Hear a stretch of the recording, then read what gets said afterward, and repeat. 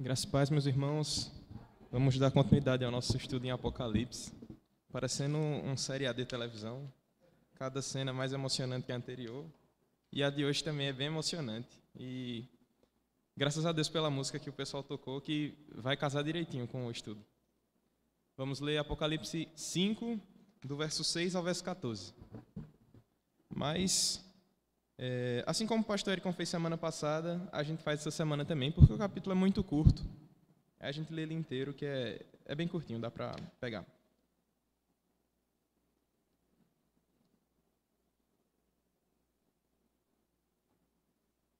Apocalipse, capítulo 5.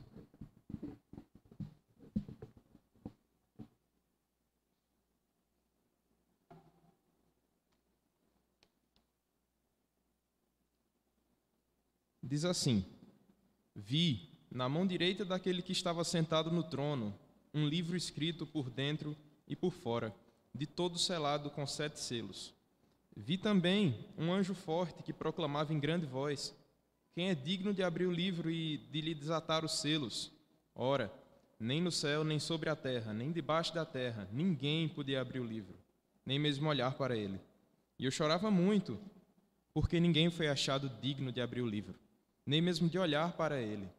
Todavia, um dos anciãos me disse: Não chores, eis que o leão da tribo de Judá, a raiz de Davi, venceu para abrir o livro e os seus 7 selos.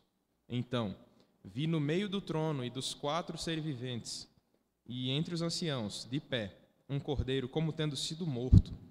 Ele tinha 7 chifres, bem como 7 olhos, que são 7 Espíritos de Deus enviados por toda a terra. Veio, pois, e tomou o livro da mão direita daquele que estava sentado no trono. E quando tomou o livro, os 4 seres viventes e os 24 anciãos prostraram-se diante do cordeiro, tendo cada um deles uma harpa e taças de ouro cheias de incenso, que são as orações dos santos. E entoavam um novo cântico, dizendo: Digno és de tomar o livro e de abrir-lhe os selos, porque fostes morto, e com o teu sangue comprastes para Deus os que procedem de toda tribo, língua, povo e nação. E para o nosso Deus os constituístes, reino e sacerdotes, e reinarão sobre a terra.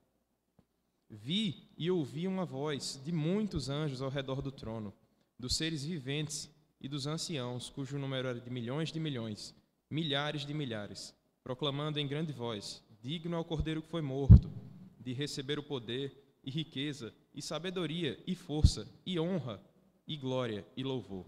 Então ouvi que toda criatura que há no céu e sobre a terra, debaixo da terra e sobre o mar, e tudo o que neles há, estava dizendo: Aquele que está sentado no trono e ao Cordeiro seja o louvor e a honra e a glória e o domínio pelos séculos dos séculos. E os 4 seres viventes respondiam: Amém. Também os anciãos prostraram-se e adoraram. Meus irmãos, o texto da semana passada foi basicamente do verso 1 ao verso 5, e ele é o contexto do texto que vamos estudar hoje, do verso 6 ao 14. Para que possamos contextualizar e entender realmente o que estava acontecendo, no capítulo 4, o apóstolo João começa essas visões, né? Como a gente já viu no capítulo 1, 2 e 3, basicamente são as cartas enviadas pelo próprio Cristo às igrejas. No capítulo 4, o cenário muda e agora João está contando tudo que ele viu no céu. No 4 ele é bem detalhista, assim ele diz no verso, por exemplo, no verso 5, que ele vê relâmpagos, vozes, trovões diante do trono de Deus. Ele vai descrevendo tudo o que ele está vendo. No verso 6 do capítulo 4 ainda, ele diz: Há diante do trono como que um mar de vidro, uma visão bem espetacular que ele tem. E no capítulo 5, agora ele passa a descrever minuciosamente o que estava acontecendo ali. A gente vai dividir esse capítulo 5, dos versos 6 ao 14, em 3 cenas, que mais para frente a gente vai ver quais são as 3 cenas. Mas a parte que o pastor Eric configurou semana passada, do verso 1 ao 5, ela pode provocar medo nas pessoas quando leem de forma rápida, assim, se você lê apressadamente. Por quê? Você vê que havia um livro na mão de Deus, ele estava na sua mão direita com um livro, e aqui a gente não tem um livro como os nossos, né? Não é um livro com capa, assim. A ideia é de um rolo, aqueles pergaminhos que era escrito por dentro e por fora, e era selado com 7 selos, ou seja, era completamente lacrado. Ninguém conseguiria abrir aquele livro, nem descobrir o que tinha ali dentro. Isso é simbolizando justamente os propósitos de Deus sobre toda a história, né? Por dentro e por fora ele estava completamente escrito, e nenhum homem podia abrir aquilo, nenhuma criatura, nem o anjo que ele vai dizer no capítulo 5. Ele vai dizer que tinha um forte anjo lá, nem mesmo esse anjo forte e grande conseguia abrir. Ninguém era digno de abrir aquele livro. Então, a reação de João é qual? Ele simplesmente diz no verso 4, e eu chorava muito. Se alguém lê desesperado, essa vai ser a reação também. A gente vai encontrar uma cena de Deus irado, com o livro na mão, toda a história, e ninguém digno de abrir. Realmente, é de chorar. Mas um dos anciãos avisa, né? Há um que é digno de abrir os selos, há um que é digno de tomar o livro. E hoje a gente vai ver justamente isso. Eu não sei se vocês lembram de um seriado que passava antigamente. Se eu lembro, provavelmente vocês lembram também. Quem já assistiu Chapolin Colorado, que era o mesmo personagem do Chaves, e ele tinha um martelinho, usava umas anteninhas, pronto. Quando tudo estava dando errado, sei lá, normalmente tinha uma mulher em perigo, ele aparecia pulando lá, dizia, não contava com minha astúcia, e a mulher sempre falava, né? E agora quem poderá nos defender? Pronto, ele aparecia e defendia. Basicamente, o cenário não é esse aqui. Eu falei só para ter um pouco de graça. Mas, com Cristo, o negócio é bem diferente. A gente vai ver aqui que ele não usa martelinho, que ele não é o herói que usa uma capa e pula e salva todo mundo. Pelo contrário, o texto vai mostrar que ele está lá como um cordeiro que, tendo sido morto, está de pé para abrir o livro, né? Então, nesse contexto, nós começamos o estudo de hoje. A partir do verso 6, nós temos 3 símbolos que é muito importante a gente distinguir cada um. Ele vai falar que viu, no verso 6, no meio do trono, 4 seres viventes e anciãos. O que é que esses símbolos querem dizer? O trono representa justamente o próprio Deus, a presença de Deus. Os seres viventes representam toda a criação e os anciãos representam a igreja. Sendo assim, a gente já começa a ter coisas fazendo sentido na nossa cabeça, de que ali está toda a criação do Senhor, está o próprio Senhor e a sua igreja contemplando o que estava para acontecer. E aí ele prossegue no verso 6 ainda dizendo que no meio dessa cena toda tinha um cordeiro como tendo sido morto. E aí a gente segura um pouco essa ideia do cordeiro e passa para o final do verso 6, né? Que ele diz assim, e ele tinha 7 chifres, bem como 7 olhos, que são 7 espíritos de Deus, enviados por toda a terra. É uma visão estranha, você nunca imagina uma ovelha que tenha 7 chifres e 7 olhos e 7 espíritos. Mas aqui o que basicamente ele está dizendo é, no hebraico a palavra chifres dá uma ideia de poder, virilidade, força, enfim. Então seria um cordeiro que ele tem toda a força, o 7 na Bíblia normalmente tem esse significado, né, de plenitude, de completude. Então ele tinha todo o poder, porque ele tinha os 7 chifres, ele tinha toda a visão, ele tinha... Os 7 chifres seriam basicamente a onipotência, né, porque ele é onipotente e tem todo o poder. Os 7 olhos seriam a onisciência, ele vê todas as coisas, ele sabe de todas as coisas. E os 7 espíritos que estão sobre toda a terra seria basicamente a onipresença, ele está em todos os lugares. E esse é os 7 espíritos que significam basicamente o Espírito Santo, ele que capacita a igreja e está espalhado por toda a terra. Então, agora a gente volta para o cordeiro. É um cordeiro completamente diferente do que a gente está habituado a ver. Ele é onisciente, onipotente e onipresente. E esse cordeiro, tendo todas essas coisas, olha o paradoxo, como tendo sido morto. Mesmo ele sendo totalmente forte, totalmente poderoso e sabe de todas as coisas e vê todas as coisas, a imagem que João vê é do cordeiro como tendo sido morto. Isso já diz muito para nós. Talvez aqui já fique uma aplicação para a gente e para os irmãos dessa época. A ideia que estava na igreja comum na época de Apocalipse era justamente de que você tinha que fugir da morte para se preservar o seu corpo. Por quê? Desde o livro de Atos havia começado uma perseguição, mais ou menos no martírio de Estevão, quando ele foi apedrejado, a igreja se espalha, então a igreja começa a realmente ser perseguida. E aqui, nesse período, os irmãos fugiam dessa perseguição, eles queriam preservar a sua vida, mas a imagem do cordeiro é um cordeiro como tendo sido morto. Então Cristo já está ensinando para a igreja, ensinando para nós, que a nossa vida não é tão valiosa quanto a gente pensa. Não adianta fugir da morte, pelo contrário, o vencedor é aquele que enfrenta a morte e vence a morte, como Cristo fez aqui. Mas, ainda na imagem do cordeiro, a gente tem outro paradoxo aqui. Todas as religiões, as mitologias, as histórias infantis, têm sempre o rei como uma figura forte. É sempre um leão forte e corajoso, um touro com chifre que corre e mata todo mundo, sei lá, uma serpente que é astuta, qualquer coisa. Mas você nunca tem um herói que é um cordeiro. Você nunca tem o super-homem simbolizado por uma ovelha. Até formiga você vê nos filmes por aí. É homem-formiga, porque ele é rápido, ele morde, ele é forte. Enfim, você vê tudo, mas você nunca vê uma ovelha. E esse é o Evangelho. A figura do nosso Deus é representada justamente por um cordeiro sacrificial. É um animal totalmente distinto dos outros falsos deuses que tem por aí. Você encontra qualquer Deus, menos o Deus cordeiro. E esse é o nosso Deus. Ele se fez fraco, sendo forte, né? Sendo onisciente, onipotente, onipresente, ele se fez fraco, morreu e na sua morte nos trouxe a vitória. Mas vamos prosseguindo. No verso 7, ele diz assim: veio, pois, e tomou o livro da mão direita daquele que estava sentado no trono. Meus irmãos, me perdoem, eu esqueci de dizer, essa é a primeira cena que a gente está vendo. Como a gente pode perceber, ela é bem fechada, assim. João está falando de uma coisa bem específica. Ele fala só do trono, de 4 anciãos e 4 seres viventes. Aí a cena 2 e 3 a gente vai ver as diferenças mais para frente. Mas ainda no verso 7 aí ele diz que esse cordeiro veio e tomou o livro da mão direita. Se a gente ler apressadamente, numa interpretação completamente ao nosso gosto, vai parecer que foi alguma coisa meio rebelde. Assim, ele veio, puxou o livro e pronto. Não dá aqui uma ideia de ele veio, pediu permissão, teve uma cerimônia, ele tomou o livro. Não tem isso. A cena é realmente bem rápida, contudo não dá brecha para essa interpretação de ele veio, tomou na força do próprio Deus e disse que agora é meu. Não. Pelo contrário, aqui a ideia é semelhante ao que Paulo vai mostrar lá em Efésios, que o próprio Deus o deu o domínio sobre todas as coisas. Né? Efésios, deixa eu puxar aqui a referência. Efésios 1, do verso 20 ao 23, que diz assim: o qual ele exerceu em Cristo, ressuscitando dentre os mortos e fazendo-o sentar-se à sua destra nos lugares celestiais, acima de todo principado e potestade e poder e domínio e de todo nome que se possa referir, não só no presente século, mas também no vindouro. E pôs todas as coisas debaixo dos seus pés, para ser o cabeça sobre todas as coisas, o deu à igreja, a qual é o seu corpo, a plenitude daquele que tudo enche em todas as coisas. Então, basicamente a ideia é essa. Cristo não chegou lá revoltado e puxou o livro e disse, agora quem manda sou eu. Não há essa margem. Aqui a ideia é justamente de que ele recebeu o livro das mãos de Deus. Então, aquela cena que havia nos versos que o pastor Érico mencionou semana passada, todo mundo triste porque ninguém conseguia abrir o livro. Então, agora Cristo recebe o livro nas mãos. Ele é o único que tem o poder de receber, de abrir o livro. Então, ele veio e tomou o livro da mão direita do que estava sentado no trono. E o verso 8 diz: e quando tomou o livro, os 4 seres viventes e os 24 anciãos prostraram-se e diante do cordeiro, tendo cada um deles harpas e taças de ouro cheias de incenso, que são as orações dos santos. A gente percebe nesse verso a reação das criaturas, né, os seres viventes e da igreja, mediante o que aconteceu. Eles estavam desesperados, chorando, porque ninguém conseguiria abrir aquilo.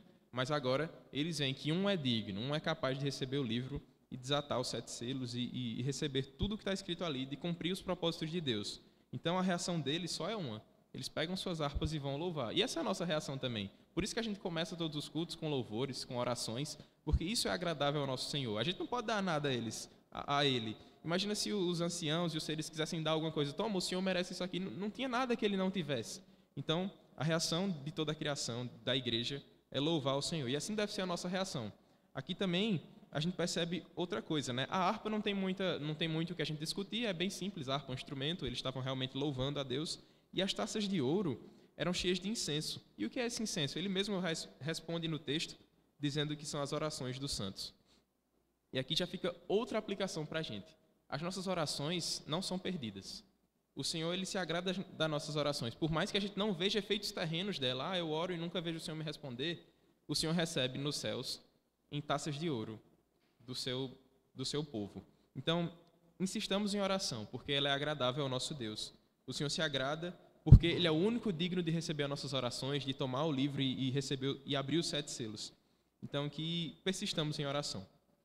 Mas, prosseguindo para o verso 9, ele diz assim: e entoavam novo cântico, dizendo, digno és de tomar o livro e de abrir-lhe os selos, porque fostes morto e com o teu sangue compraste para Deus os que procedem de toda tribo, língua, povo e nação. Percebam, eles estavam entoando um som com a harpa lá, um louvor a Deus, e agora ele descreve o que ele viu, né? O apóstolo João descreve que cântico era esse. E aí a referência inicial é justamente dizendo que é um novo cântico. Só de falar novo cântico, talvez na sua cabeça tenha ativado aí vários salmos, porque o livro dos salmos é cheio de novos cânticos, né? Se você vê o salmo de número 40, ele diz, e ele me pôs nos lábios um novo cântico, e vai dizer, né, que o Senhor tirou ele de um lamaçal, do pecado. Ou então o Salmo 96, que diz, cantai ao Senhor um cântico novo, cantai ao Senhor todas as terras, enfim. Muitos salmos falam sobre esse novo cântico, mas tem também uma referência dele lá em Isaías. Deixa eu abrir aqui no celular para não ficar passando tudo. Isaías 42, quem quiser acompanhar também. Isaías 42, o verso 10 a 12.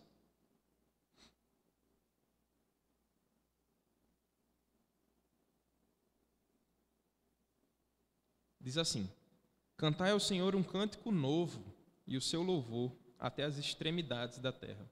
Vós, os que navegais pelo mar, e tudo quanto há nele, vós terras do mar e seus moradores.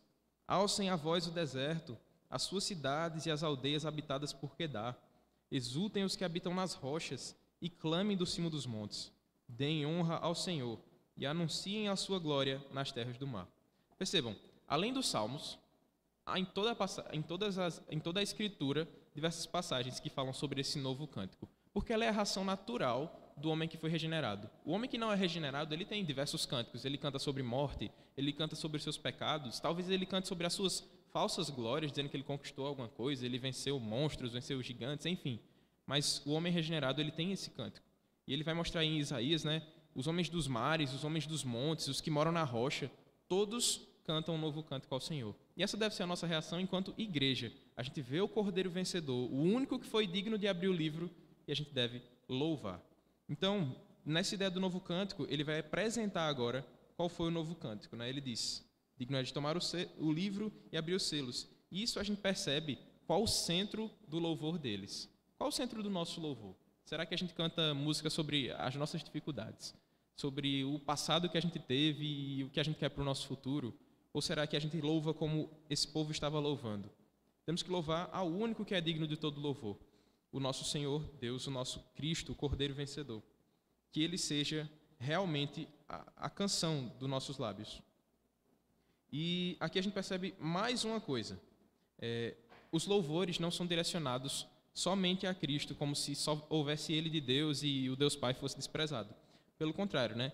Eles fazem menção aqui a justamente essa ideia de que Cristo recebeu o livro das mãos do Pai, de que o Pai o deu o trono, que o Pai o deu o reino, todas as coisas foram dadas do Pai para o Filho, que o Pai ressuscitou o Filho. Então, aqui a gente louva o Deus Trino, não só a gente fragmenta a Trindade e diz: agora eu vou só louvar a Cristo, vou só louvar a Deus Pai, vou louvar o Deus Espírito Santo. Pelo contrário, em todo momento aqui está sendo louvada a Trindade. Talvez você ainda não tenha percebido. A gente falou muitas vezes já do Pai, do Filho, do Pai e do Filho, e não mencionou o Espírito. Mas há duas menções, uma bem clara e a outra não tão clara, ao Espírito.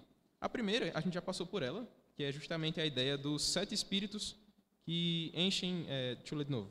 Ele tinha 7 chifres, bem como 7 olhos, e 7 Espíritos de Deus enviados por toda a terra. Então, Cristo ele tinha esse Espírito, o Espírito Santo, que enchia todo aquele local, toda a terra. Mas o outro é muito mais fácil de perceber, que é simplesmente o que é que está acontecendo. João está tendo uma visão. Ele não está tendo essa visão por méritos próprios. Ele não simplesmente imaginou isso aqui e inventou da cabeça dele. Pelo contrário, isso é o Espírito Santo revelando todas as coisas a João.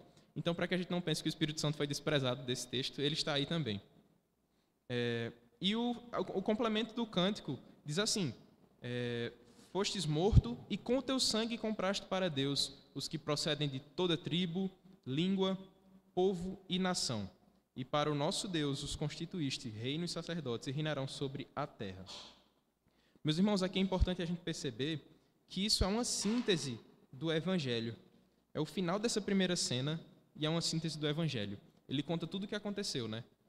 Deus Pai tinha escolhido um povo e disse: esse é meu povo, mas o povo estava em pecado, havia uma dívida enorme que precisava ser paga. E quem pagou a dívida? O Cordeiro que foi morto.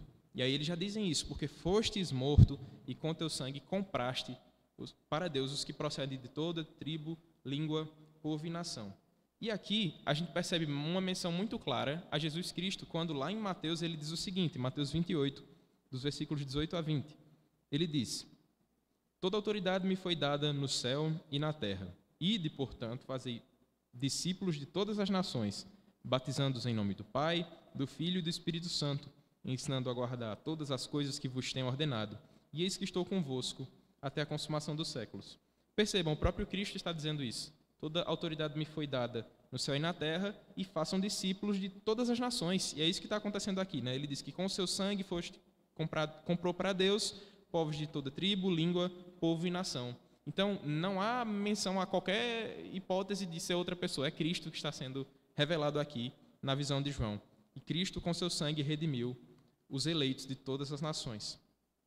E aí o verso 10 talvez seja um pouco mais difícil de perceber o que é que ele está dizendo, mas aí também é feita uma menção a Êxodo 19, no verso 5 e 6. esse texto que diz assim no verso 10 aí: "E para nosso Deus os constituíste reino e sacerdotes e reinarão sobre a terra." Aqui ele está fazendo uma menção a Êxodo 19. Êxodo 19 diz o seguinte, no verso 5 e 6: "Agora, pois, se diligentemente ouvirdes a minha voz e guardardes a minha aliança, então sereis a minha propriedade peculiar dentre todos os povos, porque toda a terra é minha. Vós me sereis reino de sacerdotes e nação santa. São estas as palavras que falarás aos filhos de Israel." Então percebam, aqui é o cumprimento daquela profecia que tinha sido dita em Êxodo 19. O próprio Deus escolheu um povo para si, libertou esse povo e agora fez desse povo um reino. O texto imediato de Êxodo 19 está falando sobre a libertação do Egito. Só que é muito pouco a gente enxergar essa localização geográfica. Deus não estava libertando o povo do Egito para a terra prometida. Isso são físicos, né? São eventos físicos, mas eles também simbolizam uma coisa maior. A libertação do Egito simboliza o povo sendo liberto do domínio de Satanás, da escravidão do pecado realmente. Então, ao ser liberto do Egito, o povo estava sendo liberto de toda a escravidão do pecado, e ao ser enviado para a terra prometida, eles não estavam mudando apenas de geografia, né? Saindo do Egito para Canaã. Não, Deus estava transportando o povo da escravidão do pecado, do domínio de Satanás, para a liberdade em Cristo, para a liberdade nele, para serem do seu reino. Então, aqui a gente vê o cumprimento dessa promessa em Apocalipse de forma ampla. Não se fala mais de Egito e Canaã, mas se fala, tirou de um canto de pecado e agora estão no reino, são reino e sacerdotes e reinarão sobre a terra. Meus irmãos, aqui é uma imagem que está acontecendo no céu. João está vendo essa cena toda no céu. Então, do céu, eles já dizem que os homens reinarão sobre a terra, né? Os filhos de Deus reinarão sobre a terra. É difícil a gente achar que isso aqui é literal hoje. Nós não temos reinado. Cristo não é a autoridade suprema no sentido de que todos os homens adoram a Cristo. Pelo contrário, os homens adoram seu próprio umbigo, adoram seus pecados, adoram seus prazeres. Mas aqui há uma profecia ainda escatológica sobre o novo céu e nova terra. Um dia em que não haverá mais pecado e Satanás não terá mais qualquer domínio, em que não poderá mais dizer que o mundo jaz no maligno. Mas agora o mundo será completamente de Cristo, no novo céu e na nova terra. Todos os homens estarão espalhando e vivendo o reino do Senhor. E assim acaba a primeira cena, sai desse aspecto mais apertadinho, né? A gente vê anciãos, o trono, o cordeiro, o livro, e essa foi a primeira cena que João nos conta. A segunda cena está nos versos 11 e 12, só esses dois versos. A gente vê que ele reduz o zoom. Se ele estava num zoom assim bem aproximado e vendo aquela cena mais perto, agora ele expande um pouco e diz: "Vi e ouvi uma voz de muitos anjos ao redor do trono, dos seres viventes e dos anciãos, cujo número era de milhões e milhares de milhares, proclamando em grande voz: digno é o Cordeiro que foi morto de receber o poder e riqueza e sabedoria e força e honra e glória e louvor." Eu disse que ele reduziu um pouco o zoom, mas eu acho que eu errei, porque ele disse que viu milhões e milhões e milhares de milhares. Então ele reduziu muito o zoom para poder ver esse povo todo louvando a Deus. E aqui a gente percebe que a adoração é contínua. Não há espaço para pensar assim, não, ele merece um pouco de louvor porque ele nos comprou. Pelo contrário, ele é digno de todo louvor, né? E ele vai mostrar que a reação novamente é de cântico, né? Todo esse povo, milhões de milhões, milhares de milhares, estão louvando ao Deus Filho e ao Deus Pai por tudo que eles têm feito. Percebam o cântico aí no verso 12. Digno é o Cordeiro que foi morto de receber o poder e riqueza e sabedoria e força e honra e glória e louvor. Novamente, uma síntese do Evangelho, mostrando que ele foi morto, que é necessário que essa seja a imagem. Ele foi morto e, ao ser morto, trouxe vida para os que estavam mortos verdadeiramente, que somos nós. Mas, além disso, ele mostra as consequências. No primeiro cântico, que está lá no verso 9, ele mostra realmente um evangelho resumido. Agora, no verso 12, ele pega essa ideia do evangelho resumido e expande, mostrando quais são os direitos de Cristo. O que é que ele merece, o que é que ele é recebedor por ter feito isso por nós, né? Ele é digno de receber o poder, riqueza, sabedoria, força, honra, glória e louvor. São 7 direitos que ele tem. Mas se vocês perceberam, eu sei que vocês perceberam, só um deles tem artigo definido. Os outros são apenas e louvor, e glória. Mas quando se trata de poder, ele não recebe qualquer poder, mas ele recebe o poder. Isso quer dizer que ele tem absoluto poder sobre todas as coisas, que ele é a plenitude do poder.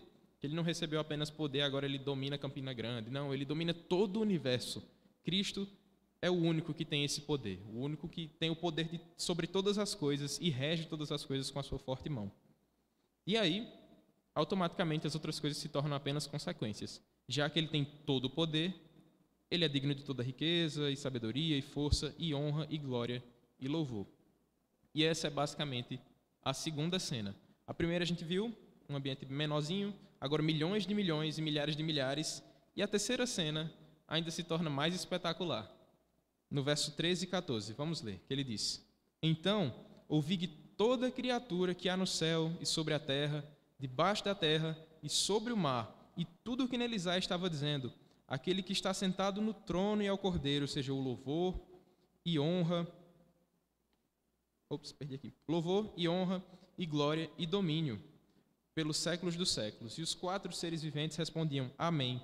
Também os anciãos prostraram-se e adoraram. Percebam, a cena já tinha expandido muito, eram milhões de milhões, milhares de milhares. Agora, João não tem nem mais como descrever, ele diz que todas as coisas, todas as criaturas, sobre a terra, debaixo da terra, no mar, tudo que neles há, estavam dizendo, fazendo esse cântico. Então, aqui, ele está tentando detalhar simplesmente o universo inteiro reconhece que Cristo é o único digno de louvor. E eles estão louvando, né, no verso 13, aí dizendo: Aquele que está sentado no trono e ao Cordeiro. Então, eles estão louvando ao Pai que está no trono e ao Cordeiro. Aqui é sempre esse paralelo, né? O Pai que é o Criador, o Filho que é o Redentor, o Pai que é o braço forte que está sentado no trono e o Cordeiro que foi morto. Então, eles sempre estão louvando, sabendo que eles estão louvando ao próprio Deus. E agora, não mais um termo tem artigo definido, mas todos, né? Seja a plenitude do louvor, a plenitude da honra, a plenitude da glória e a plenitude do domínio. Ou seja, o nosso Deus, ele é todo-poderoso, ele é totalmente digno, ele é completamente merecedor de toda a honra, glória e domínio. Quando isso? Pelos séculos dos séculos. Ou seja, de eternidade para eternidade. Seja ele louvado, seja ele engrandecido. O único merecedor, o único que deve receber louvor, não a nós, não a nossos méritos, as nossas forças, as nossas vitórias, enfim. Tudo isso vem de Cristo, tudo isso vem do nosso Deus, e ele é merecedor de todo louvor. E aí, nessa nova ambientação, né, nesse aspecto que agora está todo o universo cantando, ele reduz novamente. Depois de expandir totalmente ao máximo, no verso 14 ele mergulha novamente lá no centro e vê os 4 seres viventes respondendo: Amém. Essa é a conclusão desse Evangelho de Apocalipse. Esse capítulo que tem narrado diversas vezes o que aconteceu, né? Cristo foi morto, comprou com o seu sangue os que o Pai tinha escolhido e agora todos são redimidos. E esse é o final. O final de todas as coisas é simplesmente Amém. É a única resposta que podemos dar ao nosso Deus, né? Dizer amém e prostrados adorarmos a Ele. É o que os 4 seres viventes fizeram, os anciãos também fizeram, assim também nós devemos fazer. Devemos nos prostrar e louvar e adorar o nosso Deus. Aí nesse amém se encerra o Evangelho de Apocalipse. Deus é o Criador e por isso somente Ele é digno de efetuar e estabelecer a redenção. Somente Ele podia traçar como é que ia ser o plano.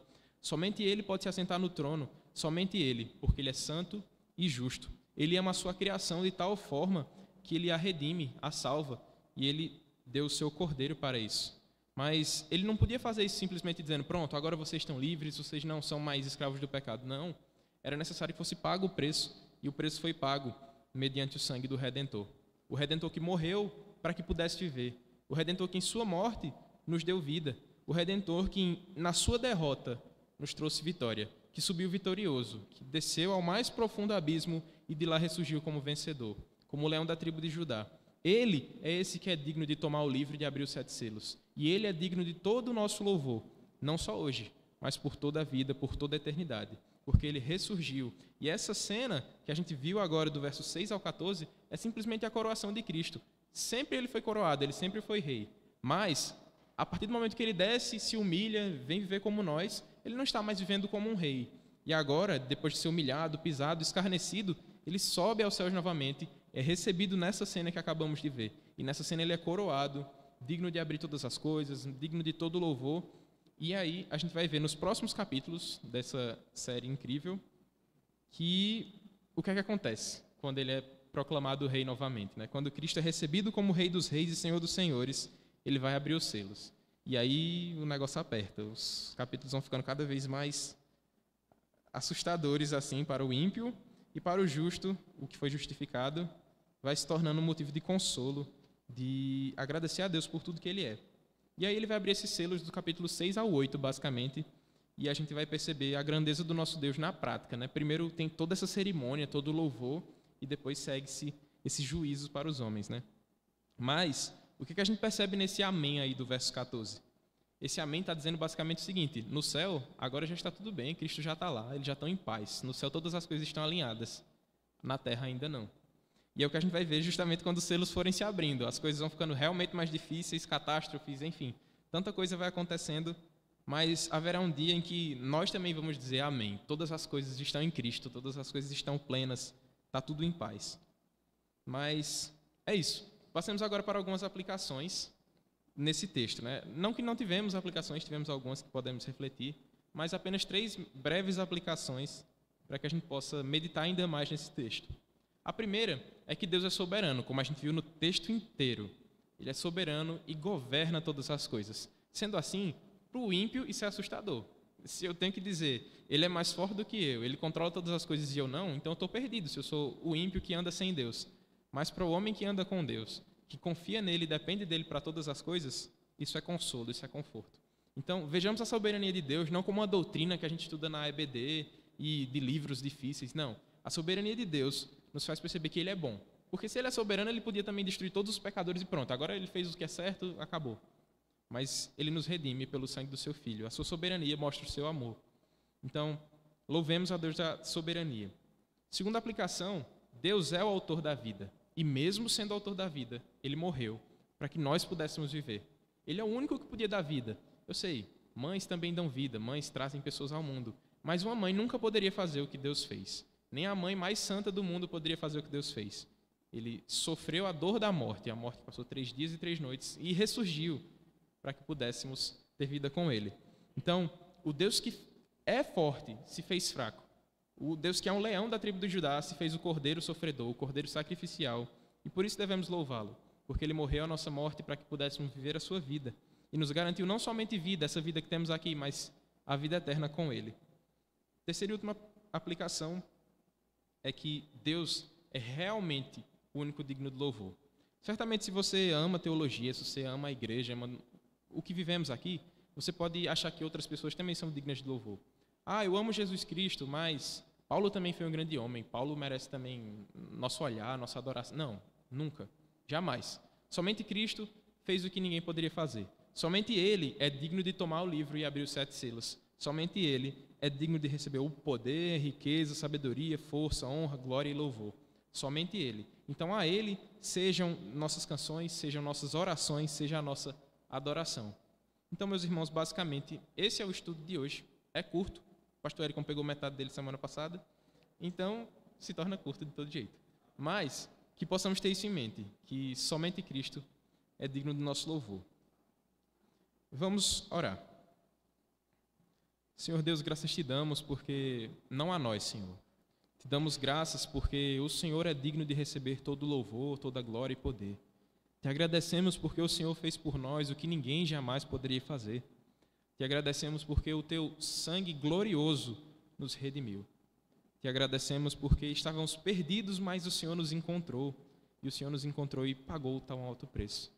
Te pedimos, Senhor, nos conforte em nossas dores para que possamos perceber a tua mão. Não nos deixe esquecer do quem é o Senhor, do Cordeiro vencedor, o Cordeiro que se entregou por nós. Te agradecemos porque, diferente dos heróis que vemos aí na mídia, que vemos nos desenhos, nas séries, o Senhor não tem truques na manga, mas o Senhor se entrega, o Senhor paga o preço, o Senhor se doa por nós. Por isso te louvamos e te agradecemos, te pedindo que assim seja durante todos os nossos dias, que seja dia de louvar ao Senhor, segunda-feira, terça-feira, quarta-feira, que todos os dias louvemos o Cordeiro vencedor, o que foi tido como morto, mas que é vencedor, que se põe de pé diante do trono e abre o livro, que pode receber o livro. Assim te louvamos, Senhor, em nome de Jesus. Amém.